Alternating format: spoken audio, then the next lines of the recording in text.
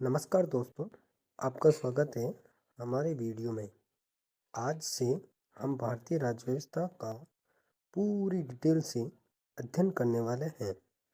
तो आज हमारी पहली क्लास होने वाली है, जिसमें हमारा टॉपिक होगा कंपनी का शासन, जिसमें हम अध्ययन करेंगे 1600 के चार्टर अधिनियम से 1853 के चार्टर अधिनियम तक हम पूरी डिटेल से अध्ययन करेंगे। ये क्लास हमारे हैंडराइटिंग नोट्स पर आधारित होगी, जो बहुत शॉर्ट एंड सफिशिएंट होगी। तो आप वीडियो को ध्यान से सुनिएगा और एक एक शब्द को अपनी नोटबुक में नोट कीजिएगा। तो चलिए क्लास को शुरू करते हैं। भारतीय राज्य व्यवस्था फेज 1 1773 से 1857 कंपनी का शासन। ट्रेड्स ग्रुप मर्चेंट एडवेंचर को व्यापार करने के लिए ब्रिटिश सरकार से 15 वर्ष तक व्यापार करने का अधिकार प्रदान किया।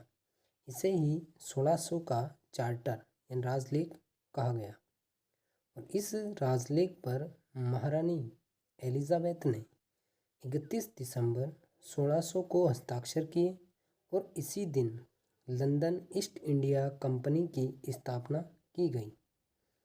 इसमें 217 सदस्य थे और इस कंपनी की टोटल पूंजी थी 30,133 पाउंड। इस कंपनी में गवर्नर और उप गवर्नर को मिलाकर कुल 26 सदस्य थे। उसमें से एक गवर्नर था और एक उप गवर्नर था, जिसे इस पूरे को जो 26 सदस्य को मिलाकर उनको टोटल को जिसे निदेशक मंडल कहा गया।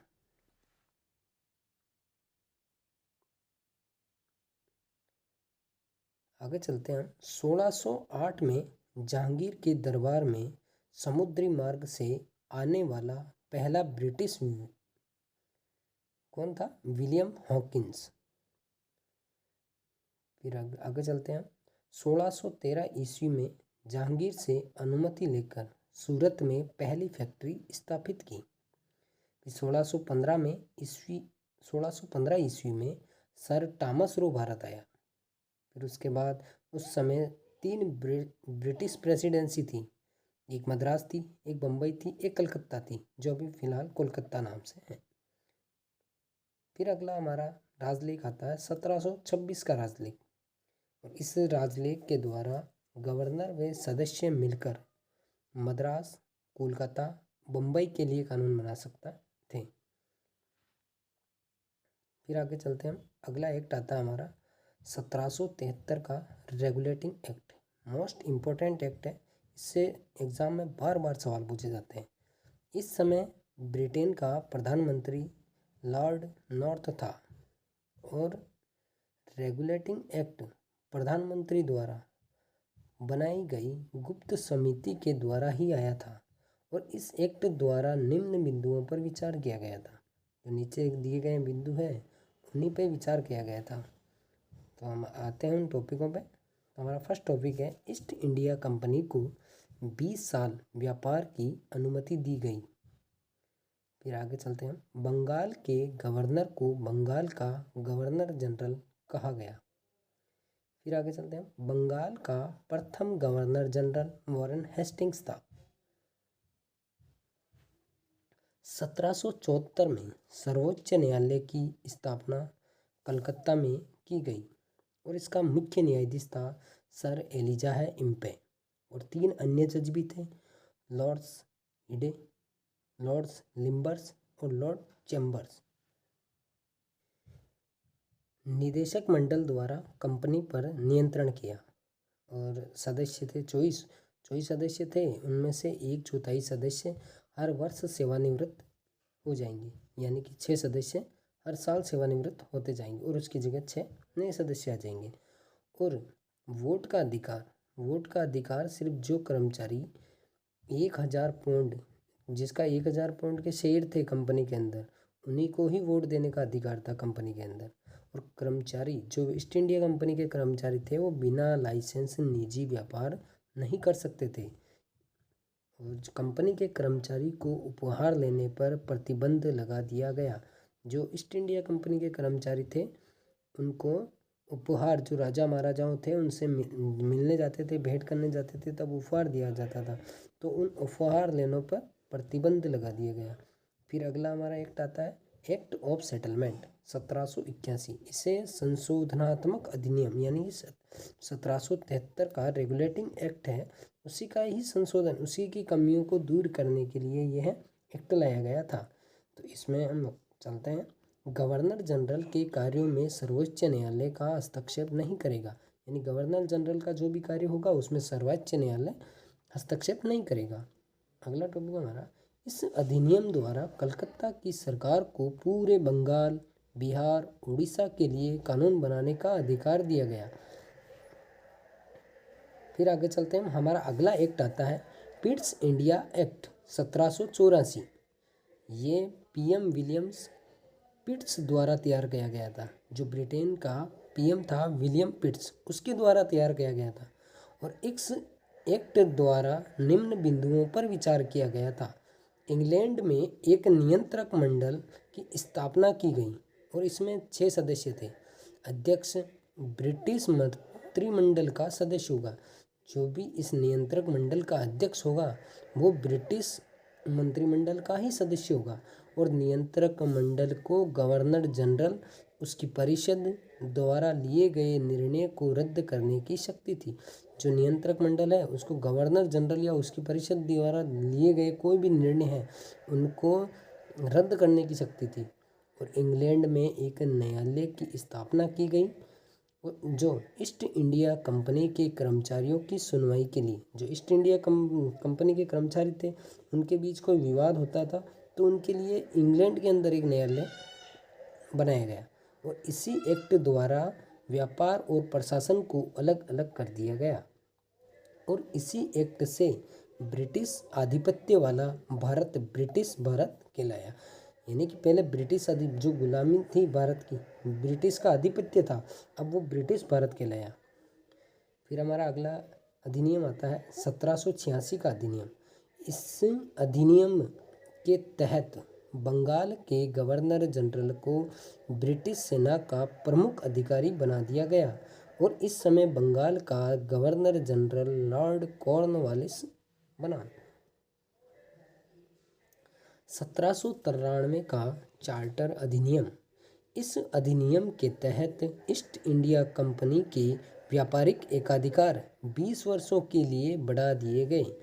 और इस अधिनियम के तहत नियंत्रक मंडल के सदस्य के वेतन भारतीय राजस्व से दिए जाने लगे।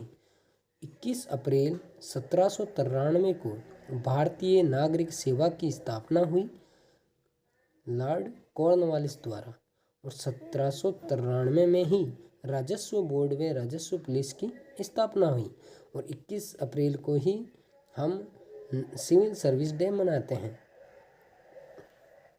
अगला हमारा अधिनियम है 1813 का चार्टर अधिनियम।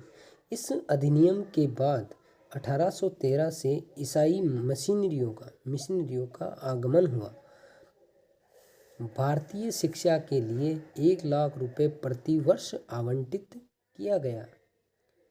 केवल चाय के व्यापार और चीन के साथ व्यापार पर ईस्ट इंडिया कंपनी का एकाधिकार रहा, बाकी सारे अधिकार समाप्त कर दिए गए। यानी कि जो ईस्ट इंडिया के पहले पूरी ईस्ट इंडिया कंपनी पूरे भारत पर जो भी व्यापार होता था उसका एकाधिकार था, लेकिन वो सारे एकाधिकार खत्म कर दिए गए और चाय के व्यापार और चीन के साथ व्यापार पर एकाधिकार रहा। फिर हमारा अगला चार्टर अधिनियम आता है 1833 का चार्टर अधिनियम। ईस्ट इंडिया कंपनी के प्रशासन को केंद्रीकृत किया गया। ईस्ट इंडिया कंपनी का जो प्रशासन है उसका केंद्रीकरण किया गया। और बंगाल के गवर्नर जनरल को भारत का गवर्नर जनरल कहा जाने लगा। और भारत का पहला गवर्नर जनरल था Lord William Bentinck. East India Company के सभी व्यापारिक एकाधिकार समाप्त कर दिए गए। पहले तो सिर्फ चाय पे और चीन के साथ व्यापार पे एकाधिकार था, वो भी खत्म कर दिया। अब कहने का मतलब अब ईस्ट इंडिया कंपनी पर किसी भी चीज़ पे एकाधिकार नहीं रहा। फिर 1833 को अंग्रेजी भाषा को भारत की आधिकारिक भाषा बना दिया गया और सिविल सेवा में खुली भर्ती का प्रयास किया गया। इसमें सिर्फ प्रयास किया गया है। फिर हमारा अगला चार्टर अधिनियम आता है 1853 का चार्टर अधिनियम। ये अंतिम चार्टर था। इसके बाद 1857 की क्रांति हो जाएगी, फिर 1857 के बाद क्राउन का शासन आ जाएगा। तो ये हमारा का चार्टर लास्ट चार्टर है। तो इस अधिनियम के तहत कार्यपालिका व विधायिका को अलग अलग कर दिया और इसी अधिनियम के तहत अखिल भारतीय विधान परिषद का गठन किया गया और इस परिषद में 12 सदस्य थे और इस परिषद का कार्य गवर्नर की अनुपस्थिति में विधि बनाना, यानी कि गवर्नर नहीं होने पर ये परिषद कानून बना सकती थी। और बंगाल में एक उप गवर्नर का पद बनाया गया। 1853 से नागरिक सेवाओं के लिए लिखित परीक्षा की शुरुआत की गई, यानी सिविल सर्विस जो सेवा थी उसमें जाने के लिए लिखित परीक्षा की शुरुआत की गई थी। और निदेशक मंडल के सदस्यों की संख्या घटाकर 18 सदस्य कर दी गई। हाँ, आज के हमारे इन्हीं टॉपिक से जुड़े हुए महत्वपूर्ण तथ्य हैं। भारत आने वाला पहला मिशनरी कौन था? तो पहला मिशनरी था हमारा थॉमस द पोस्ट, केरल में आया था। फिर हमारा भारत की पहली चर्च, भारत के अंदर सबसे पहली चर्च हुई थी सेंट थॉमस चर्च, और यूरोपीय मॉडल पर बनी भारत की पहली चर्च तो ये है त्रिशूरपुर, केरल के अंदर। फिर हमारा अगला है प्रथम विधि आयोग 1834 में आया था और इसके अध्यक्ष थे मैकाले। स्वतंत्र भारत का प्रथम विधि आयोग 1955 में आया था और इसके अध्यक्ष थे MC सीतलवाड़, यानी मोतीलाल चिमनलाल सीतलवाड़। दास प्रथा को 1843 में समाप्त एलन ब्रो द्वारा कर दिया गया। और 1829 के अंदर मैं ऐड करना भूल गया था, 1829 के अंदर सती प्रथा को राजा राम मोहन राय द्वारा विलियम बेंटिंक द्वारा, यानी कि विलियम बेंटिंक की सहायता से समाप्त किया गया था सती प्रथा को। तो आज के लिए हम इस वीडियो को यहीं समाप्त करते हैं। Thank you, best of luck all of aspirant.